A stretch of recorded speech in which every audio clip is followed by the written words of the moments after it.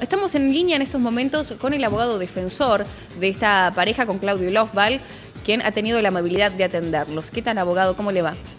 ¿Qué tal? Muy buenas tardes. Saludo a toda la audiencia. Muy buenas tardes. Bueno, primero que nada, ha habido muchos cambios con respecto a las carátulas de este delito por el cual se los imputa a esta pareja. En estos momentos, ¿cuál es específicamente, por qué está imputado cada uno de los dos actores?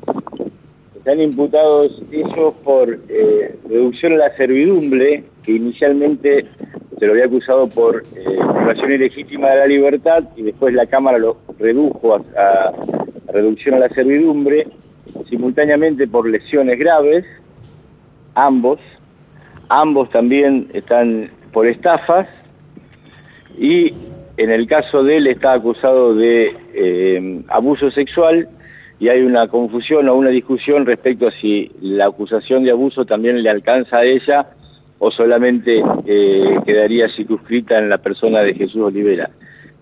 Digamos, confusión que genera la misma víctima, porque si bien inicialmente le sacó a ella y describió la situación cuando ella no estaba o estaba trabajando en el canal, a la segunda declaración sí la introdujo a ella como en presencia en esos supuestos actos sexuales, y luego hace cosa de un mes salió en televisión abierta para todo el país en 2 capítulos, donde en ambos capítulos decía justamente, volvía a la versión inicial, de que esos sucesos donde supuestamente Jesús Olivera abusaba de ella, Estefanía Haidt no estaba, y que cuando llegaba no les creía. Sí. De modo que por eso fue yendo y viniendo la imputación respecto a si el abuso le alcanzaba a Estefanía Haidt o no le alcanzaba.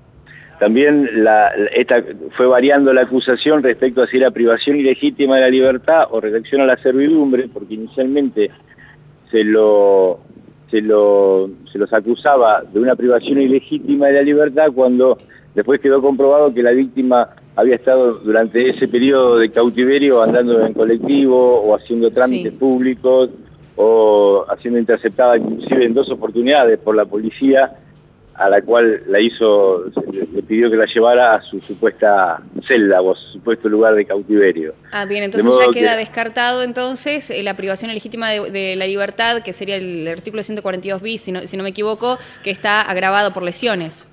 Eso está descartado.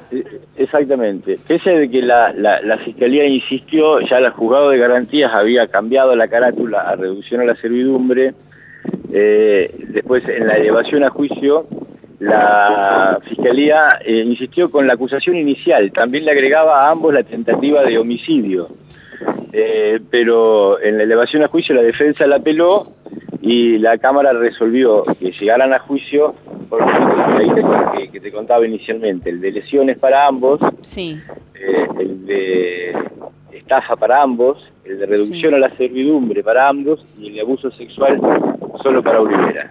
Bien. ¿Lesiones de qué tipo? ¿Leves, graves o gravísimas? Graves. Graves. Le pregunto, por supuesto, por la pena que eso conlleva de encontrar los culpables. No es lo mismo. Bien.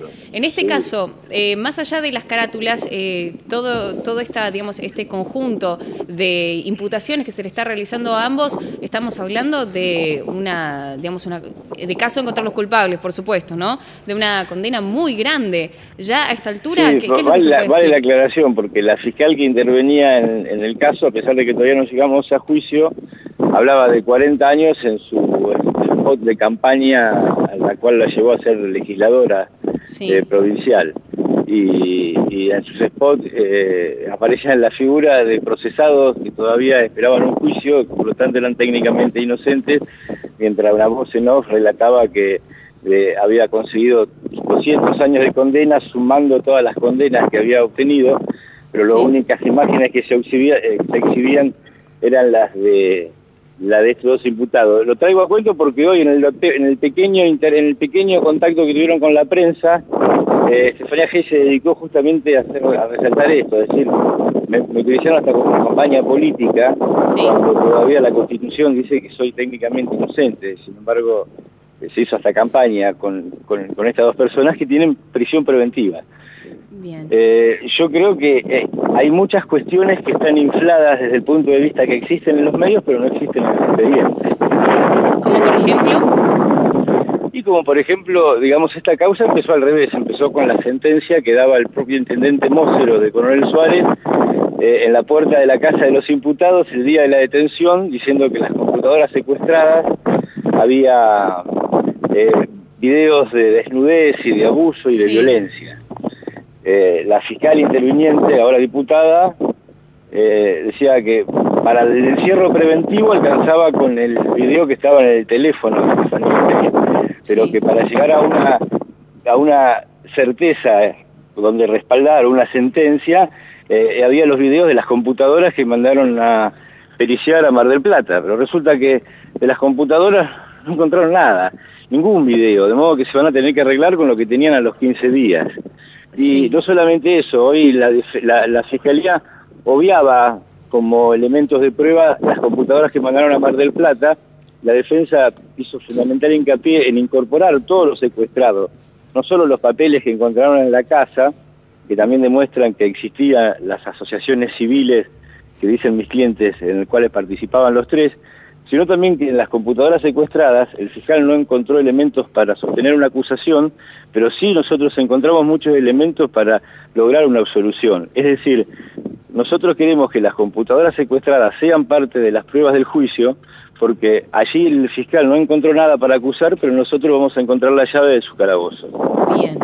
A ver, abogado, es muy difícil desde afuera poder tomar una posición que sea totalmente justa, ¿no?, para ambos. Primero porque si uno empieza a hablar sobre lo que se infla, ¿no?, y sobre la situación digamos, de los imputados, termina de alguna manera hasta criminalizando a la víctima. Pero por otro lado, si uno habla todo el tiempo revictimizando a la víctima, termina por, digamos, de alguna manera hacer lo que uno no tiene que hacer, que es justamente ya sentenciar de antemano a los imputados. ¿Cómo se puede ver entonces este caso sin caer en esto, ¿no?, en este reduccionismo de decir, bueno, tal es culpable o no es culpable? ¿Cómo se puede ver? Y bueno, digamos, es una pregunta que debería contestar quien tiene la responsabilidad de informar o de juzgar. Yo estoy llamado a ser imparcial.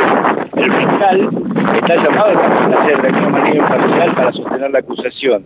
Quienes deben, digamos, ponerse equidistantes a ambas partes y en forma objetiva son los jueces que tienen que resolver y los periodistas que tienen que informar. Lo que pasa es que, como te decía, esta causa empezó con una sentencia en conferencia de prensa donde se decía que en las computadoras había lo que después no había.